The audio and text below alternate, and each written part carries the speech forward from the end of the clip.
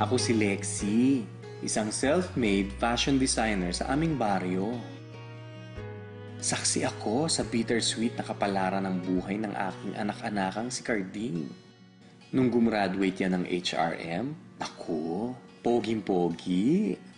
Ang daming ang humahanga sa kanyang taga-baryo namin.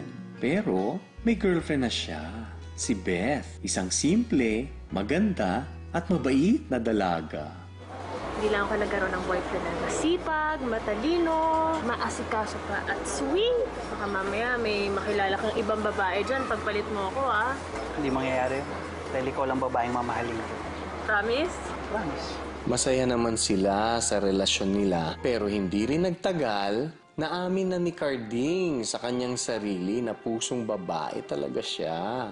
Late bloomer nga lang. Kaya ayun, unti-unti silang naging malayo sa isa't isa ni Beth. Hanggang tuluyan na silang nag-break. Ano bang nangyari sa inyo ni Carding? Ba't kayo nagkahiwalay? May babae ba siya? Marami ring pressures kay Carding. Siya nga pala, Abi. Baka pwede mo akong bigyan ng 2.5. Gawin mo ng 3, para sigurado. Sa kabila ng lahat, napagkakasya niya ang kakarampot niyang kinikita bilang isang panadero. Hindi ko nga alam kung paano niya nagagawa yun. Ang naiwanan niya namang si Beth, unti-unti na ring nakamove on. 2 taon na lang eh, nurse ka na. Ako anak, malakas daw ang kita sa London ngayon. Tumatanda na kami ng nanay mo. Ikaw na lang ang inaasahan namin. Hanggang sa nakilala niya si Jomer. Oh, Beth, sakay ka na sa akin, walang bayad. Salamat na lang. Punuan talaga lahat ng jeep na ganitong oras. Ikaw rin, gusto mong pagsarahan ka ng pintuan ng prof mo. Mahulog ka na sa akin, huwag lang sakali. Nahulog ng bonggang-bongga si Beth sa kanya.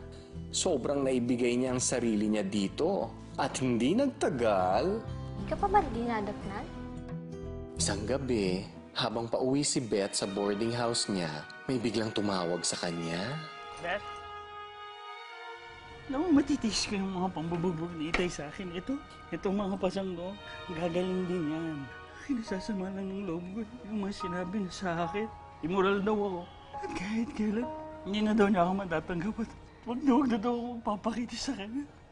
Matagal ako nagtanim ng galit sa'yo. Siyempre, sinaktan mo ako eh. Pero bago pa kita naging boyfriend, ako ng best friend ko. Matitiis ba naman kita? Namiss kita. Palagi na ulit magkasama sina Beth at Carding. Pero this time, magkumari na sila. Kailangan niyo itong inumin. At saka sana, madala mo rin dito si Mrs. on a regular basis for her check-ups. Para na rin sa magiging baby niyo. Wait. There's more. Hindi po ako yung tatay ng baby. Kaibigan lang po ako ni Beth. Bakla po ako. Minsan, pumunta sila sa bahay ni Jomer para sabihan itong sumama rin naman sa mga check-up ni Beth pag may time. Pero, laking gulat nila. May nakilala palang babae sa States, si Jomer. At eto pa, malapit na silang magpakasal. Paano na siya ngayon at ang babing kanyang dinadala? Sino ang tatayong tatay nito? Alam niyo ba ang nangyari? Ginawa ni Carding ang isang bagay na kahit ang ibang tunay na lalaki ay takot na takot gawin. Pinanagutan niya ang ipinagbubuntis ni Beth. Carding! Ito na! At nagsilang nga si Beth ng isang healthy baby girl, si Precious.